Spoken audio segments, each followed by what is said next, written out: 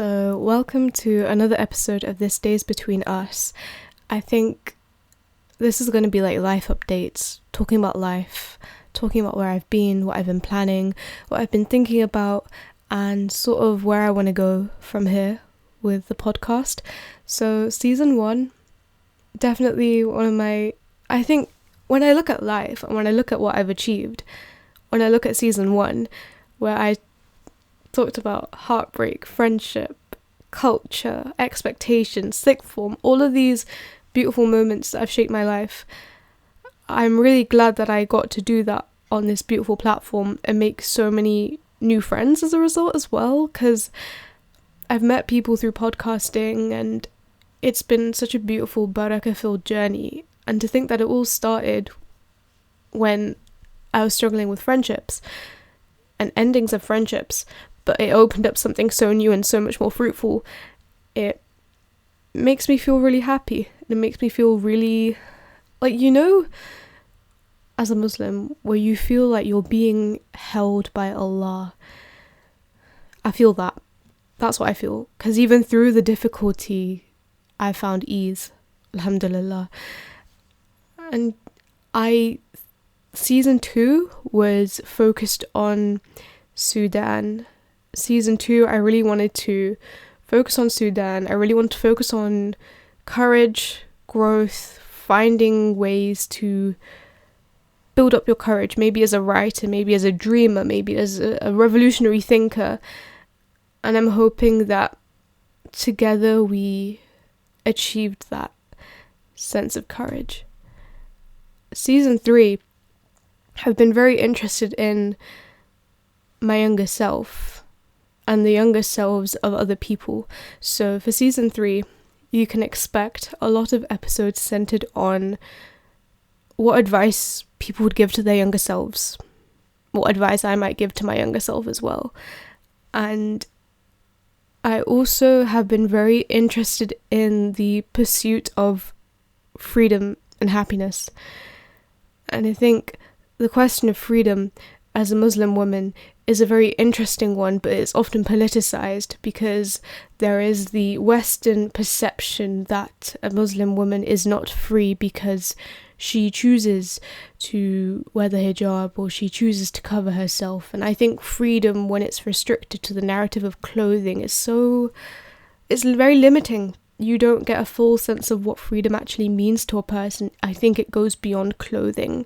Freedom, I think, is a state in which you don't feel bound to external forces like society, parents, family, expectations, history, tradition.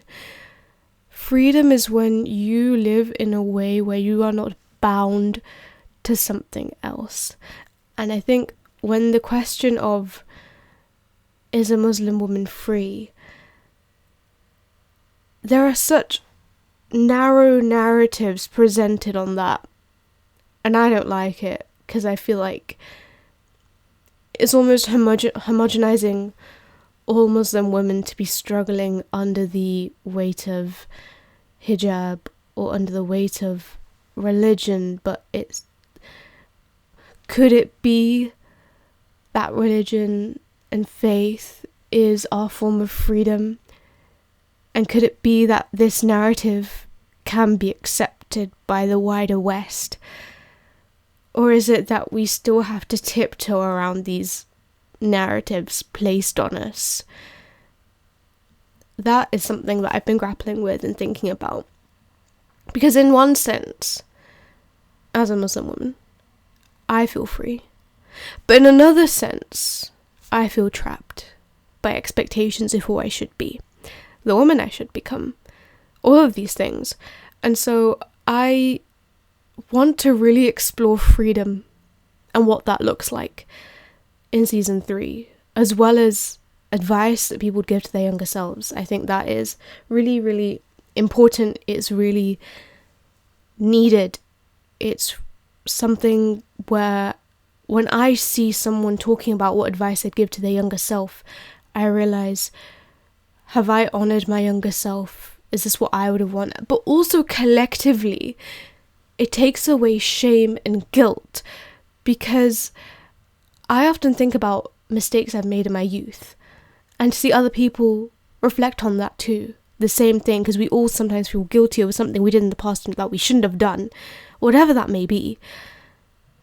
And see that collective reflection, it's really wholesome, because I, on the listening end, when I listen to someone else talk about their past regrets, I would comfort them. I would tell them they've done amazing, but me to myself, I probably wouldn't do that. And so listening to the advice people would give to their younger selves, it forces me as a person to think about compassion, self-compassion, and how that is so needed. And then it also made me reflect on the erasure of self-compassion, in the sense that, like, growing up, for me, it was like, unless you're really good at something, you're not good enough. And you won't, like, I wouldn't be told by my parents, oh, you're amazing, you're a superstar, you can do this, you're excellent. I wouldn't be told these things. I would be told, you're not good enough.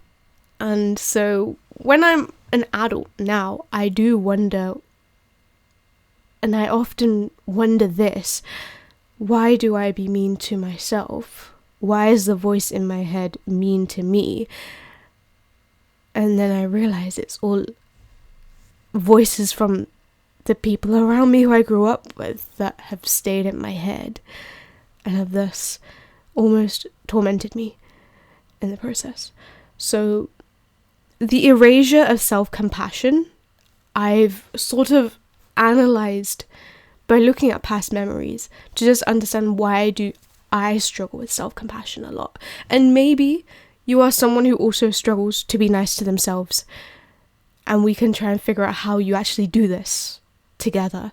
And I think that would be very fruitful as well. So I'm nothing set in stone yet, but I'm exploring different ideas of what I want to feel about for this podcast, for season 3 specifically. Because season 2, I was kind of there. I was kind of lost.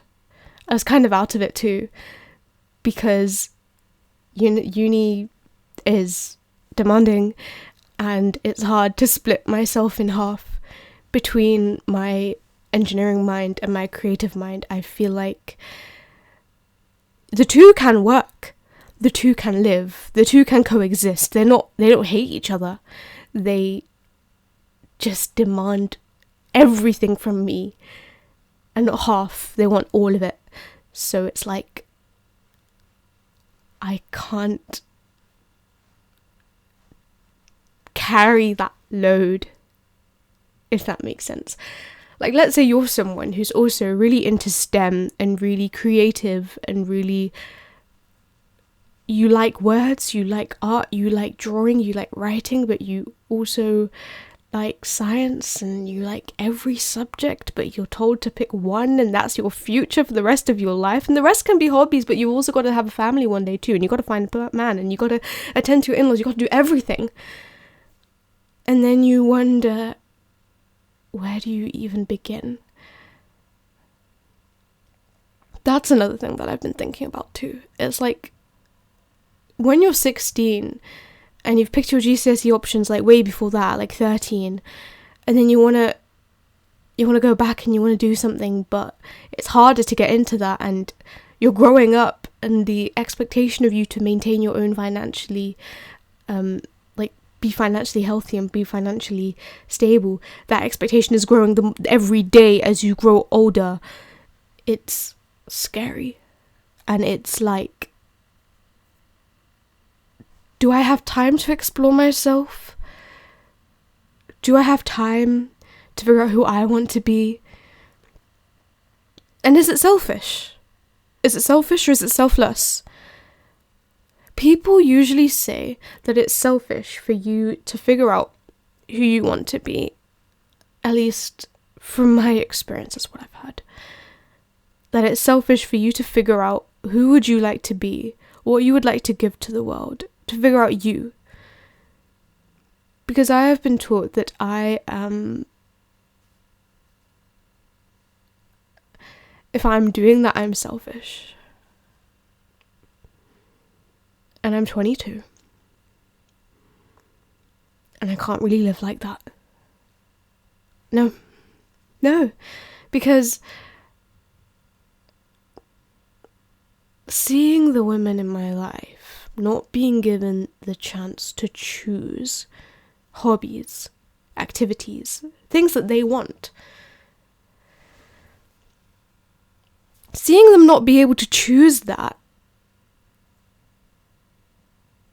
there's a certain anger inside me, because I'm like, I wish you had the opportunity to choose, because I know you're happiest when you're doing what you love, not what you were told to do. And I think the biggest gift any mother could give to their daughter, especially to their daughter, is the chance for that little girl to see her mother really happy. And it's a difficult gift to give, because there are expectations, everyone. There's a physical demand on the body that has been exerted. But I know that I've always loved my mother most when I see her happy. When I see her happy. When I see her doing what she wants to do. Not when I see her cooking or cleaning, but when I see her doing what she wants to do. And so, I'm not surprised that I've been taught that choosing myself or finding myself outside of every little structure that I'm put in, I'm not surprised that I've been told that I'm selfish for that. Because the women who came before me were told the same thing. And I wonder what would happen if we all decided to choose ourselves.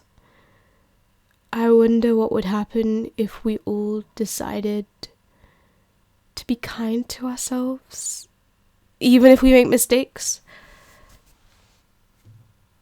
I just wonder what would happen, that's all.